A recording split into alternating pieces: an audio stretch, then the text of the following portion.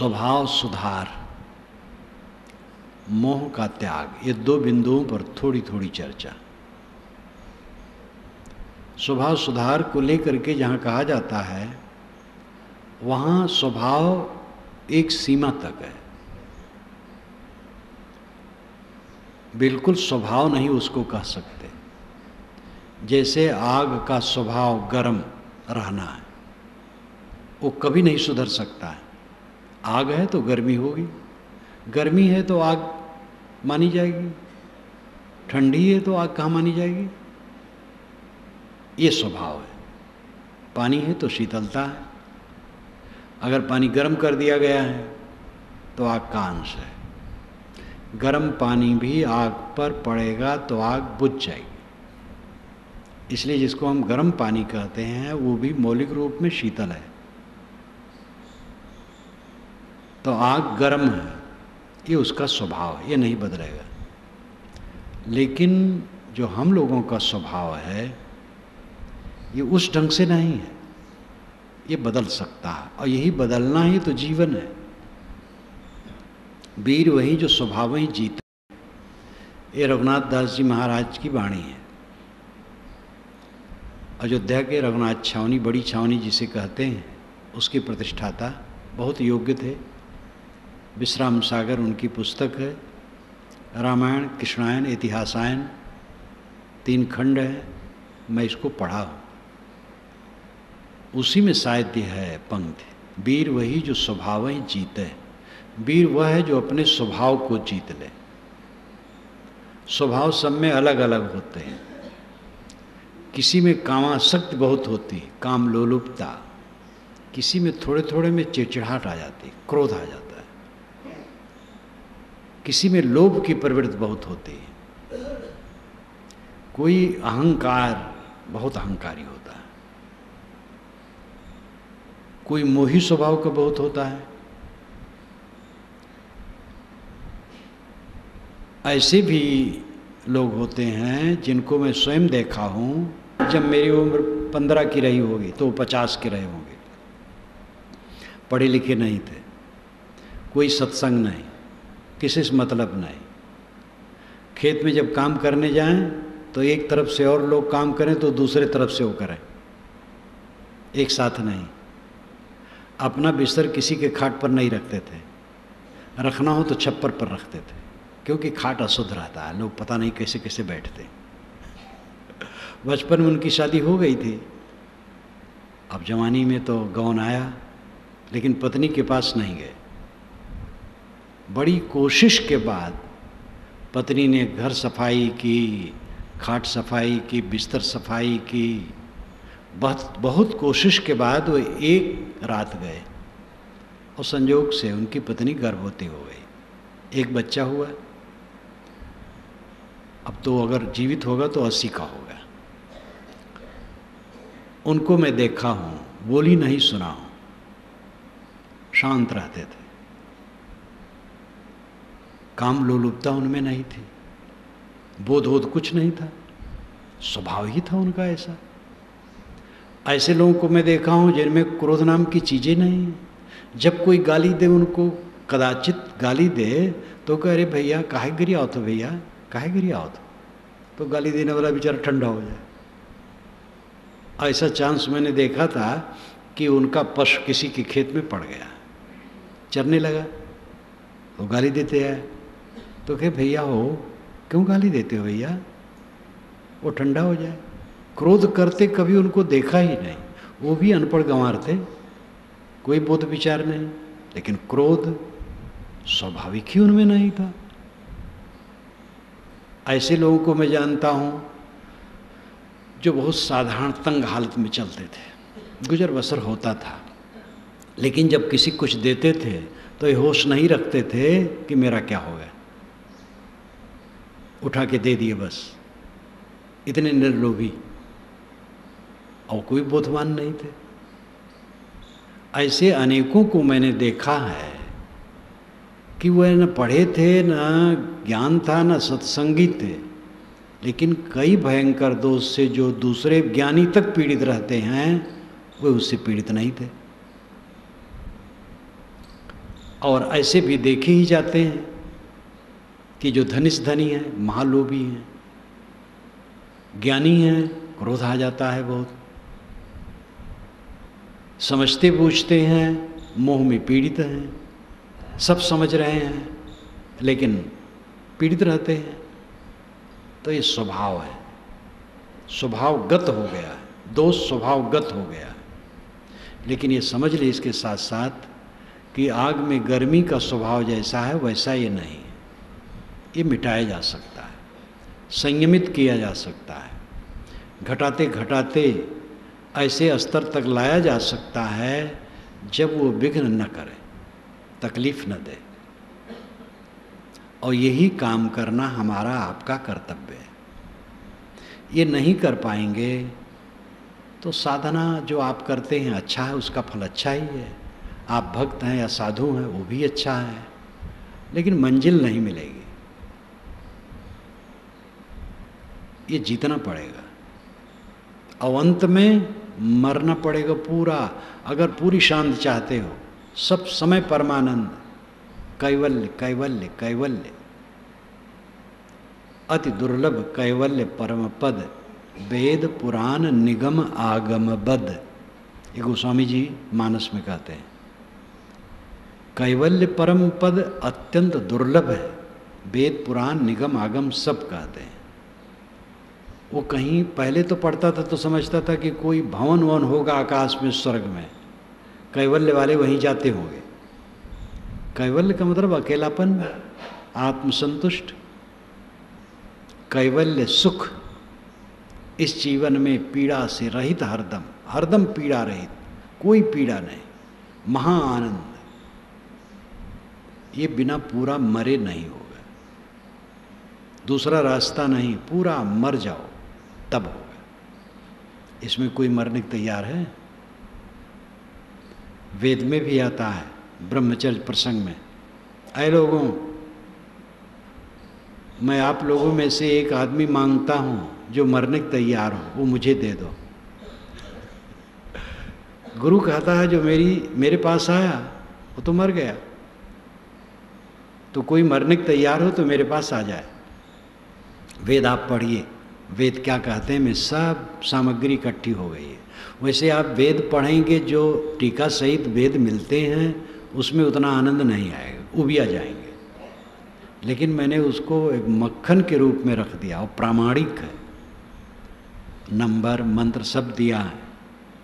मूल वेद से कोई समर्थ वाला हो तो मिला सकता है।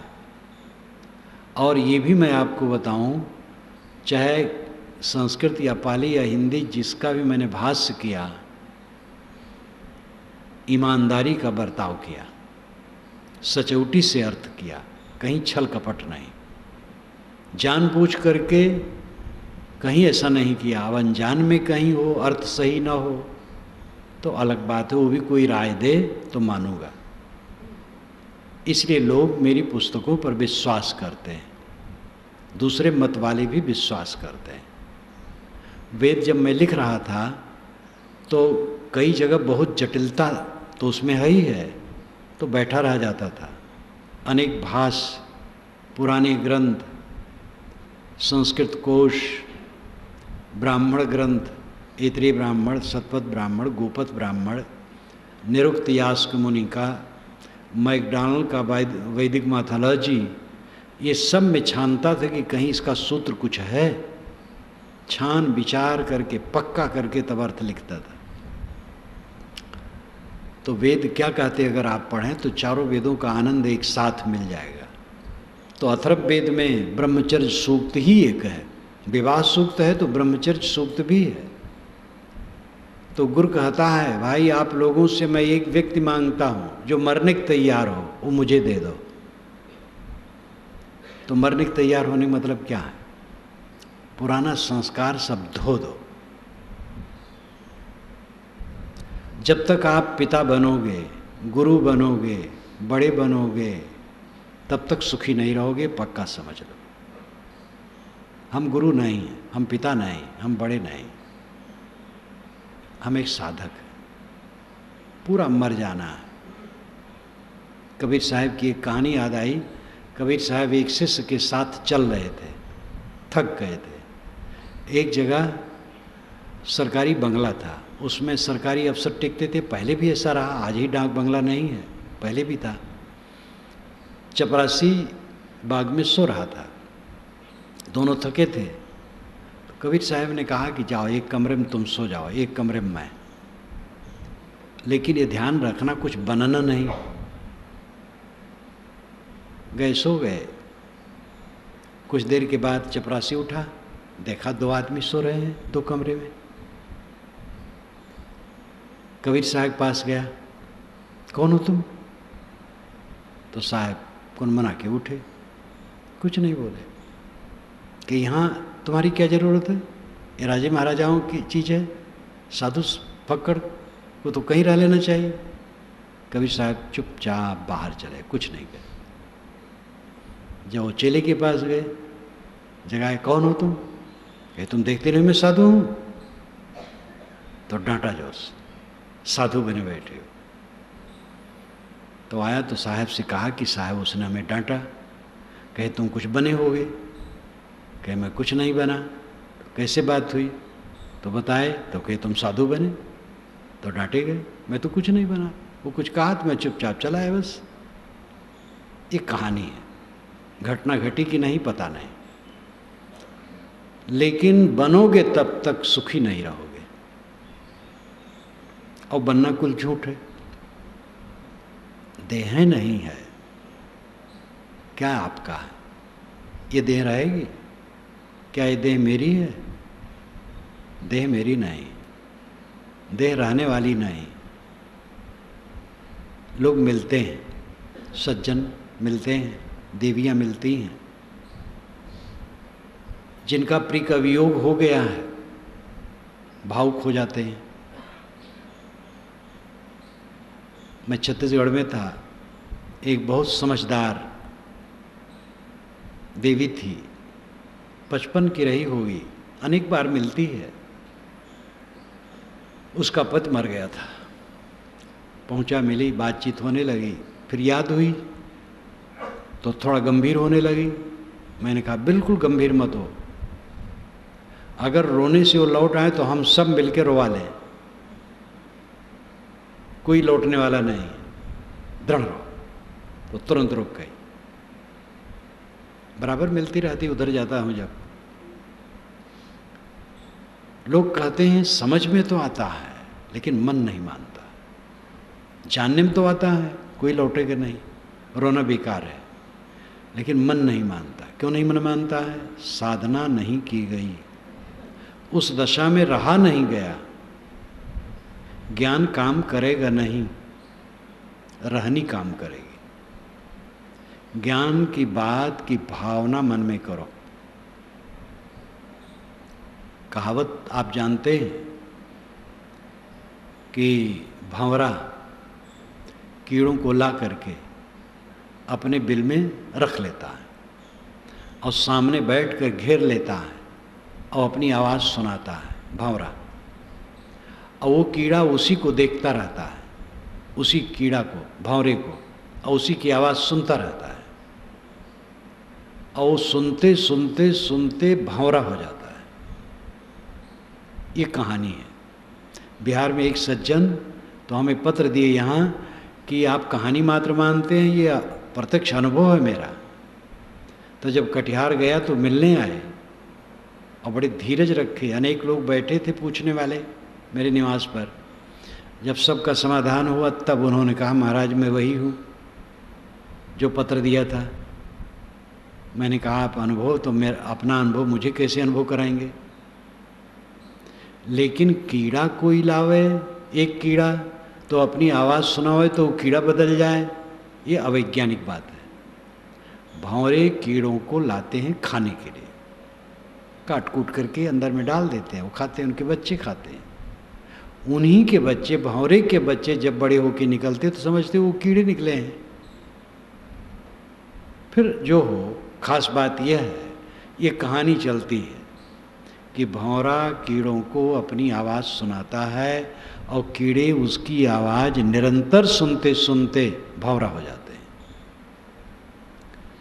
जिसके लिए उदाहरण दिया जाता है वो ठीक है। बारंबार आत्माकार वृत्ति करते करते आदमी देहाभिमान से ऊपर उठ जाता है, आत्मा राम हो जाता है, क्लेश शून्य हो जाता है। आत्म भावना करनी चाहिए। देह भावना मजबूत है, आत्म भावना करो। देह की आसक्ति मजबूत है, आत्मा में आसक्ति करो। यही आसक्ति हो, श्री विशाल साहब ने कहा, इसी में आसक्ति होनी चाहिए। आसक्ति शब्द स्वामी शंकराचार्य ने भी विवेक चूड़ामणि में आत्मा के लिए कहा है।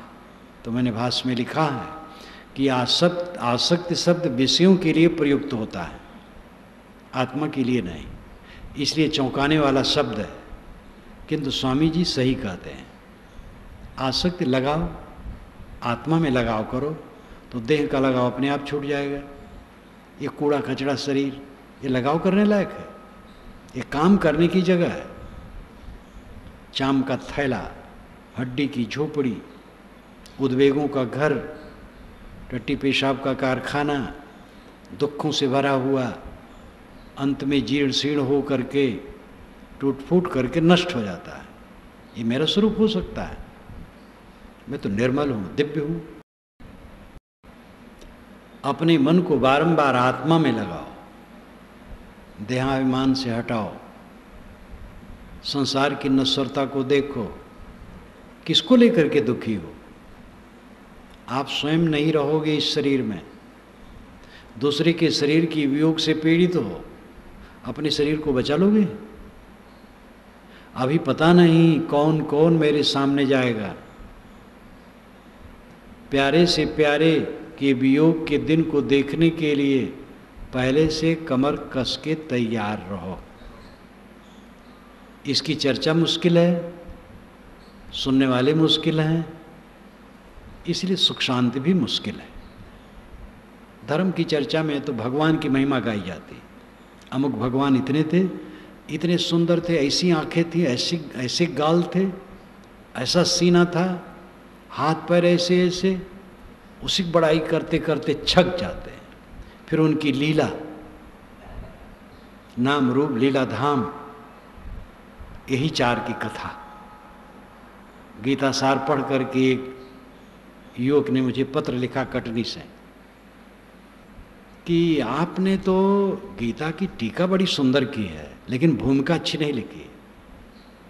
उसमें आपने आलोचना कर दी है, कृष्ण भगवान के नाम रूप लीला धाम का वर्णन ही नहीं किया है।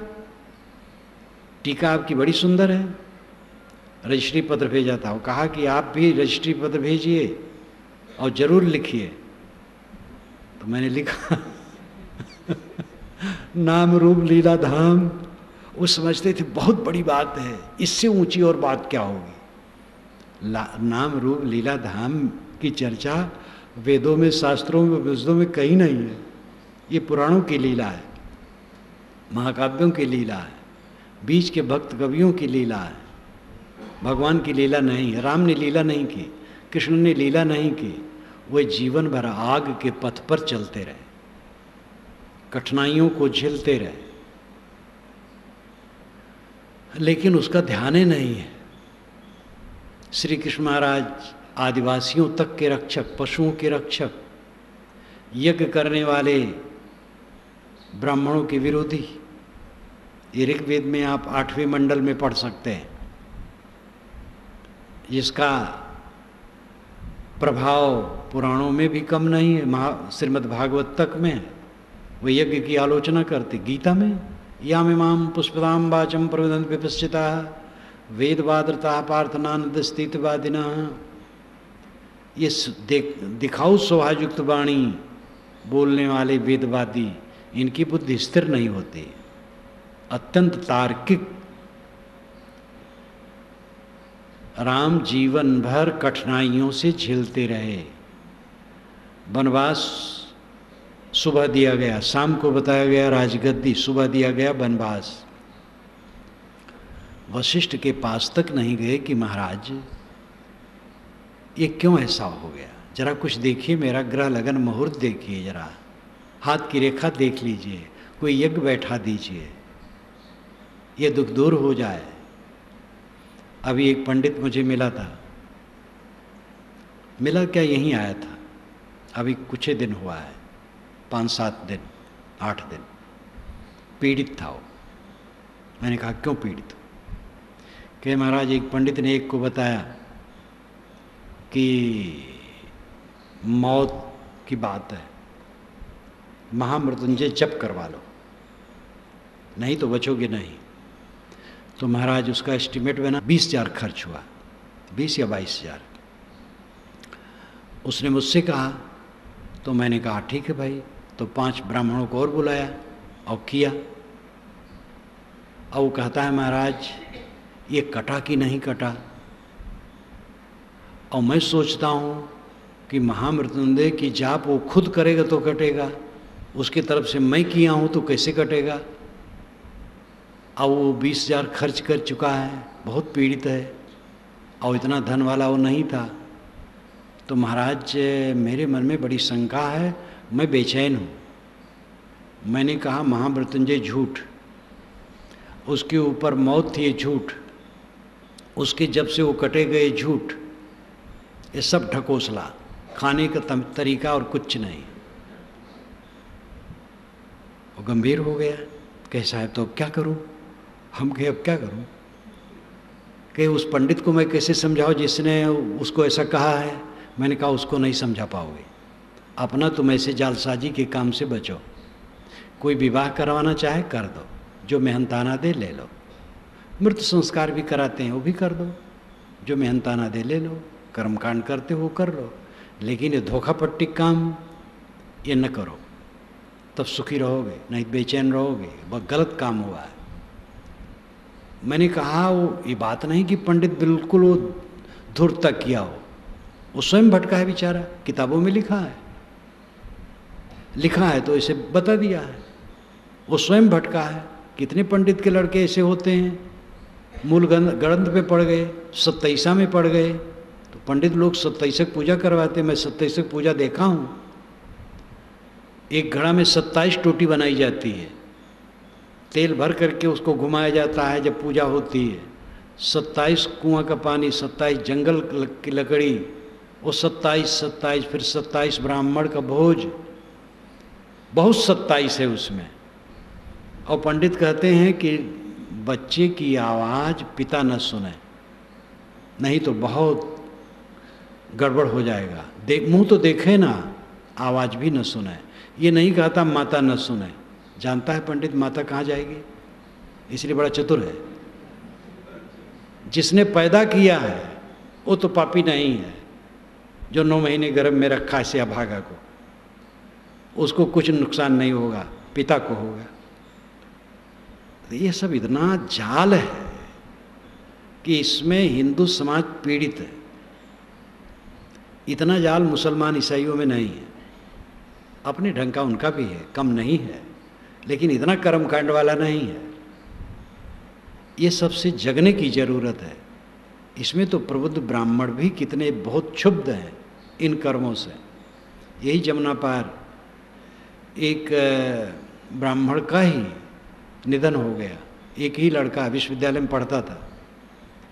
तो जब उसका पूजा कराने पंडित आए तो एक दूसरा ब्राह्मण बैठा था, वो विचारक है। अब वो जो जाल फहरा रहा था दान के लिए, खूब दान खींच रहा था, अंत में कहा कि यमराज का वाहन भैंसा होता है, उसका दान किए बिना अपूर्ण है। तो जो दूसरा ब्राह्मण बैठा था उत्साह नहीं पाया, वो बरस पड़ा, कहा इसका पिता मर गया, ऐसे अनाथ हो गया है, इसको सहयोग करना चाहिए, आप लोग लूट रहे हैं, बहुत कहा। फिर वो ठंडा हो गया। तो आदमी स्वयं भटका है और साथ साथ लोभ है, ये सब पूरा प्रपंच है। और प्रपंच में समाज उलझा है, जागने की जरूरत है। मैंने उस पंडित से कहा कि जो मर गया है उसके नाम से दान करने पर उसको एक कौड़ी मिलने वाली नहीं है। जो दान करता है उसको पुण्य है, लेकिन पुण्य तब है जब स्वतंत्रता से करे। बांध करके करवाया तो कोई पुण्य नहीं। अब बेचारा बांध के करवा रहा है, बांध करके भोज करवा रहा है, कर रहा है, बंद करके, और कौन पुण्य है? अपनी श्रद्धा से, उत्साह से पवित्र आत्माओं को, विद्वानों को, गरीबों को, दुखियों को कोई दे कुछ, तब वो पुण्य है। अब बांध करके ले रहे हो, बांध के मारे किस नशा है?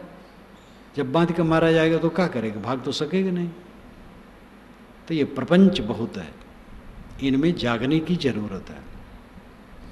मैं मूल स्थान पर आऊं, स्वभाव सुधार की बड़ी जरूरत है। स्वभाव न सुधारोगे, ज्ञान अलगे रहेगा, पढ़ना कुछ काम करेगा नहीं। स्वभाव सब अपना अपना सुधारो।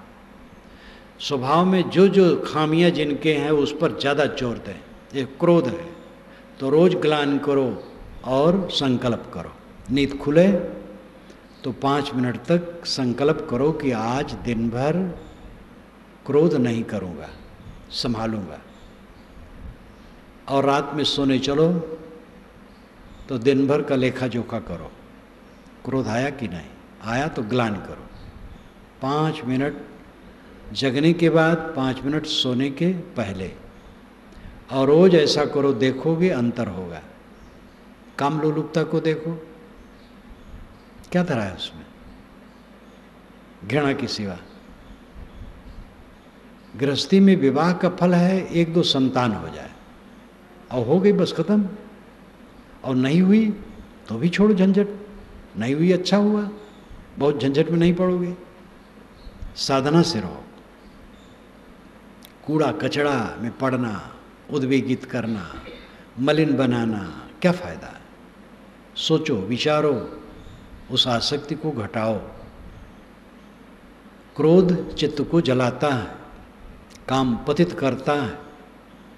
लोभ से आदमी विभ्रमित होकर के जैसा नहीं करना चाहिए वैसा करता है। ये तो वेद में भी लिखा है कि लोभ के बस हो करके पंडित जिनके यहाँ यज्ञ नहीं करना चाहिए वहाँ भी कर लेता है, और जैसा नहीं करना चाहिए वैसा भी कर लेता है, क्योंकि दक्षिणा मिलती है। तो उस युग में भी ये बात थी, कुछ नया नहीं है, पहले भी था। लोभ के वशीभूत होकर पंडित खाली दोष है, महात्मा नहीं है। एक एक महात्मा नामधारी हैं, अद्भुत अद्भुत है। और जिनको आप देखते हैं बहुत टीवियों में, उनका तो और दशा आप जानते ही हैं। सब टीवी में जो आते हैं सब कैसे नहीं हैं, लेकिन ऐसे ऐसे अद्भुत अद्भुत हैं कि क्या कहा जाए। तो पंडित, महात्मा, मौलवी, पादरी, ज्ञानी जी, कोई एक वर्ग की बात नहीं है। जहाँ अविवेक है, लोभ है, वहीं सब दुराचार शुरू होगा। अपनी मेहनत की कमाई में जो जुड़े हटे, सुखी रहो। किसी से छल छद्म पूर्वक कुछ न लो। प्रेम पूर्वक कोई दिया है, स्वीकारना चाहो स्वीकारो, लेकिन धोखा दे करके, दबा करके किसी से कुछ न लो। अहंकार तो सबसे बड़ा दुष्ट है। अहंकार से सब पिस रहे हैं। अब अहंकार झूठी बात। किस चीज़ का अहंकार? कुछ भी रहने वाला किसी का नहीं है, किस चीज़ का अहंकार? मनुष्य का चित्त प्रतिबंधक संस्कारों में उलझ उलझ कर निरंतर उसी को सोच सोच करके पीड़ित रहता है। प्रतिबंधक संस्कार जो रोड़ा डालते हैं, दुख पैदा करते हैं। आपको किसी ने कुछ कह दिया जो अनुकूल नहीं है, अब दिमाग में वही हरदम खड़ा है, हरदम बेचैनी। ये केवल अपनी कमजोरी है। जैसा आदर आपका करना चाहिए वैसा नहीं किया, इसी में खटक। इसीलिए कहा जाता है पूरा मरना पड़ेगा। पूरा मरे बिना कोई आनंद नहीं पाएगा। मरने के पहले मर लो जिनसे बन सके। आंशिक मरो, कुछ मरो, जितना मरोगे सुखी रहोगे। पूरा मर जाओ बस बेड़ा पार। पूरा मर जाने का मतलब अहंकार पूरा मार लेना, तब जानिया जब जीवत मुआ। ये कबीर साहब की पंक्ति है। तब जानिया जब जीवत मुआ, जीवन को तब जाना जब जीते जीते मर गया। शांत। मुर्दा पर 1 किलो मिट्टी डालो, 1 मन डालो, बराबर है।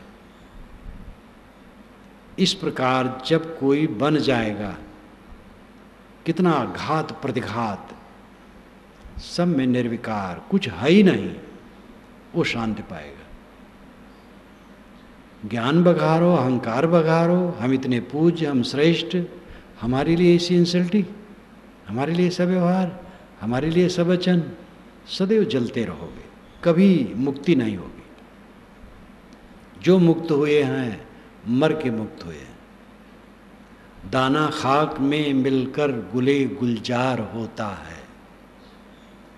जब दाना बीज मिट्टी में मिल करके अपने को सड़ा देता है, तब उसमें अंकुर निकलता है, तब फिर फूल फल सब आते हैं। बचाए रखे, न सड़ावे, बस वैसे रह जाएगा, बेकार हो जाएगा।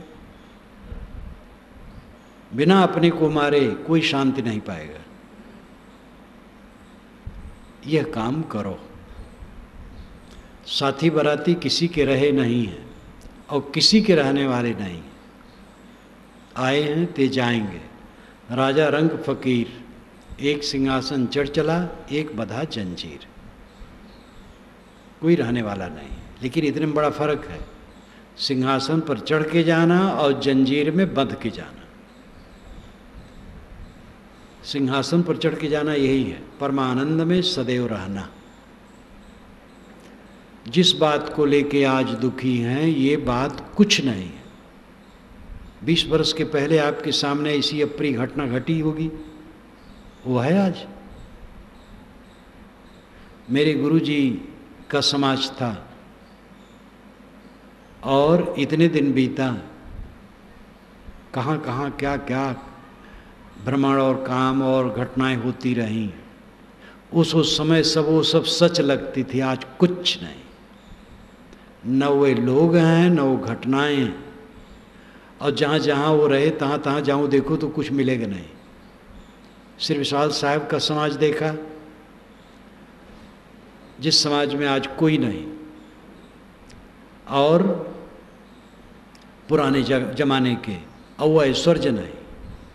जहाँ जहाँ साहब रहते थे, और वहाँ जाता हूँ तो वो दृश्य नहीं। रसूलपुर में पहली बार 74 में गया था, सन 1974 में, जब पंचग्रंथी की टीका लिख करके कापियाँ ले गया था श्री प्रेम साहब को दिखाने के लिए।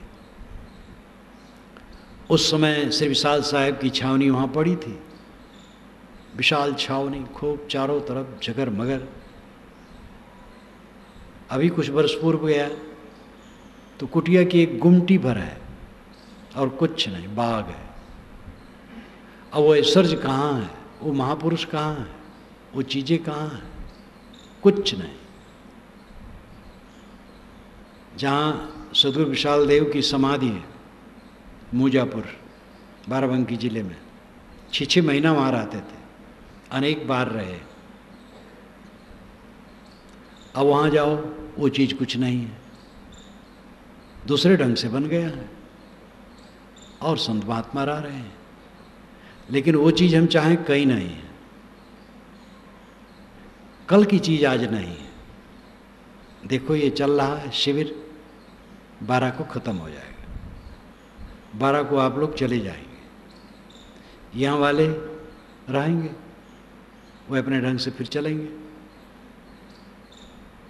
सारी घटनाओं का सार रहता है, उसी पर ध्यान देने की जरूरत है।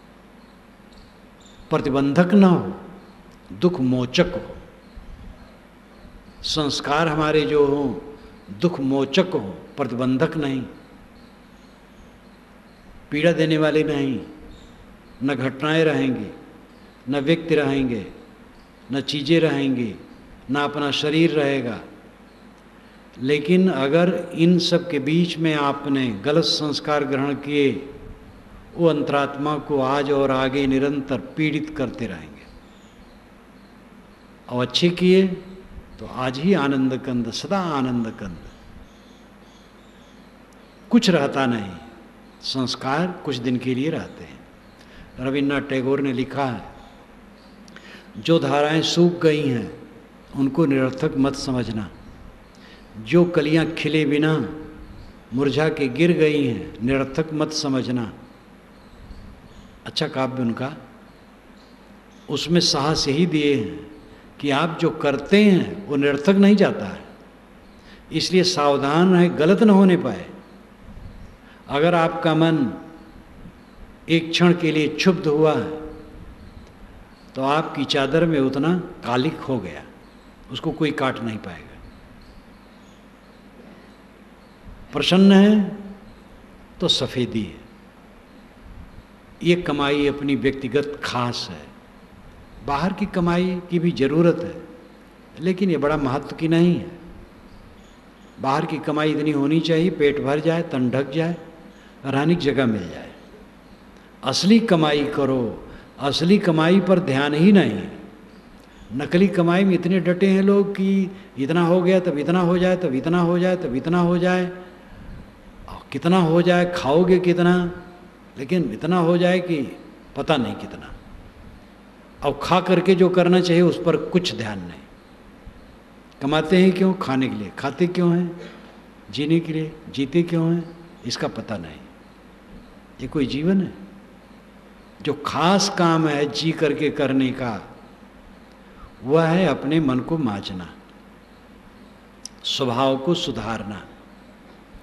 ज्ञान हो जाने के बाद जो शेष कर्तव्य रहता है वो स्वभाव सुधार है, और स्वभाव न सुधारा गया ज्ञान काम करेगा नहीं। बुढ़ा जाओगे, चले जाओगे, ऐसे रह जाओगे। सुधार लोगे, सुखी हो जाओगे।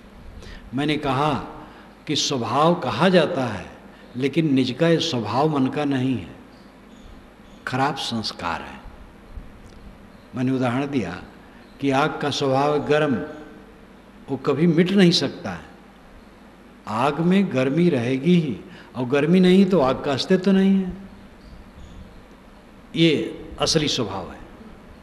ऐसा स्वभाव आपके मन का नहीं है, ये तो दाग है, अनेक जन्मों के संस्कार हैं, आपने बनाया है, उसको खुरच करके मिटा सकते हैं, तभी मोक्ष संभव है। नहीं तो कैसे संभव होता? रत्नाकर जैसे डाकू और हत्यारे महर्षि वाल्मीकि हुए, अंगुलिमाल महाहत्यारा, तथागत बुद्ध का भिक्ष साधु हुआ। अनेक ऐसे होते हैं, आज भी होते हैं। दृष्टि बदल जाती है, सृष्टि बदल जाती है। अपने को सुधारो, अपने स्वभाव को सुधारो, मक्खन बनाओ। आपके द्वारा किसी को तकलीफ ना हो, किसी से त्रुटि हो जाए उस पर हमला न करो, सहारे से रास्ता दिखा दो। अगर दिखाने लायक है तो, नहीं मानने वाला है तो चुप हो जाओ।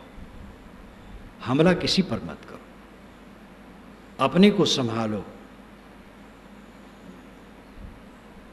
एक एक सोच, एक एक वाणी, एक एक क्रिया के दाग लगते हैं अपने मन की चादर में, और मरी मरी धोए दाग न छुटी हैं। एक बार दाग पड़ जाने पर फिर सहज नहीं है धो देना, भोगते रहो। तम्बाकू आपने खाना नहीं सीखा था, उससे मतलब ही नहीं था, लेकिन खाने लगे कुसंग में पड़ करके, अब छोड़ना बहुत मुश्किल है। उसमें लगना मुश्किल नहीं था, छोड़ना मुश्किल हो गया। बुराइयां जो मन में आ जाती हैं, छोड़ना मुश्किल। अस्थूल छोड़ दो तो मन का विकार छोड़ना मुश्किल। इसलिए बहुत संवेदनशील ये जीवन है, और उसमें मुख्य मुद्दा मन है, अत्यंत संवेदनशील। उसको हरदम संभालो। व्यवहार ठीक है, लेकिन व्यवहार मान करके फिर अपने स्वभाव को मत खराब करो। आप सबको बदल नहीं सकते हो, अपने को संभालो। जिनको बनना होगा बनेंगे, बिगड़ना होगा बिगड़ेंगे, क्या करोगे? अपने को न बिगाड़ो। किसी पर आपका अधिकार नहीं है, राय भर दे सकते हो। लड़का ऐसा है, पत्नी वैसी है, भाई वैसा है, शिष्य वैसा है, उलझते हैं लोग। अपना कैसे हो? अपना मीठ रहो, पूरा का पूरा अमृत। और उससे जिनको प्रेरणा लेना होगा लेंगे। राय देने लायक जब हो राय दे दो, नहीं राय सुनने वाले हैं चुप रहो। अपने को सो दो, अपने को निरंतर बनाओ। जिसने अपने कायागर की लड़ाई पर विजय पाई, जो अपने अहंकार ममकार को मार लिया, वो आनंद कंद हो गया, शीतल हो गया। आपका स्वरूप ही आनंद कंद है। आप में दुख है ही नहीं। दुख तो खरीद खरीद करके सब रखते हैं अपने पास, और वो खरीदने का दाम अहंकार है। अहंकार दाम चुका चुका करके सब दुख बटोरा जाता है। और इस अहंकार शत्रु को मारे बिना कोई सुखी नहीं हो सकता है। अपने अपने अहंकार को मारो। प्राप्त जीव इच्छा नहीं, केवल हंत छुड़ाओ। निज स्वरूप लख दया जो दीन जानी अपनाओ। श्री रामराज साहब पंचग्रंथी में कहते हैं, जीव को कुछ प्राप्त करने की इच्छा नहीं करनी है, केवल अहंकार से अपने को छुड़ा लेना है। अहंकार सांप 5 मुख वाला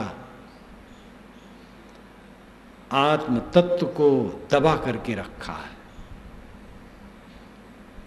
जो विवेक ज्ञान की तेज धार से इसके 5 सिरों को काट करके इसको मार देता है, वो मुक्ति का आनंद पाता है। ये स्वामी शंकराचार्य ने विवेक चूड़ामणि में लिखा है। साधना का पक्ष बहुत सुंदर सुंदर उसमें है। अहंकार की अग्नि में दहत सकल संसार, तेह से बाँचे संत जन केवल शांति आधार। ये गोस्वामी जी की पंक्ति है। अहंकार में सब चल रहे हैं तो हंता माँ सब ही पड़े। सदगुरु कहते सब अहंकार में पड़े, हंता देखे साध। जो अपने अहंकार को देखे वो साधु है। स्त्री हो, पुरुष हो, गृहस्थ हो, विरक्त हो, जो अपने अहंकार को देखे और अपने अहंकार को कुचलता रहे वो साधु है। जो अपने अहंकार को मारता रहेगा उसको ताप नहीं लगेगा, उसको पीड़ा नहीं होगी। बच्चे ने कह दिया, बच्चा स्वतंत्र है। बच्चे ने कह दिया, क्या बुरा किया?